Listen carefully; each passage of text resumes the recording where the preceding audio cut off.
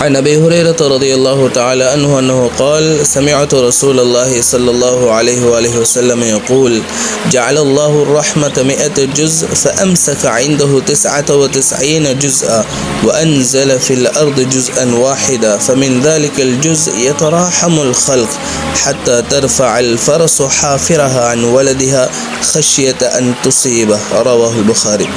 الله அன்பை நூறாக பங்கிட்டான். அதில் 99 பங்கை தன்னிடம் வைத்துக் கொண்டான். மீதமிருக்கும் ஒன்றையே பூமியில் இறக்கினான்.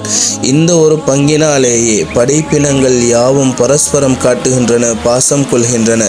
எந்த அளவுக்கு என்றால் தான் தன்னுடைய குட்டியை மிதித்து விடுவோமோ என்ற அச்சத்தினால் குதிரை கூட தன்னுடைய குட்டியை விட்டு கால் குழம்பை தூக்கி கொள்கிறது என்று ஹபீபுனா ஸல்லல்லாஹு அலைஹி வஸல்லம் அவர்கள் கூறியதாக ஹஸரத் அபூ ஹுரைரா ரலியல்லாஹு தஆலா அவர்கள் அறிவித்துள்ள இந்த ஹதீஸ் ஆனது இமாமுனா புகாரி ரஹ்மத்துல்லாஹி அவர்களின் ஹதீஸ் கிரந்தத்தில் பதிவு செய்யப்பட்டுள்ளது.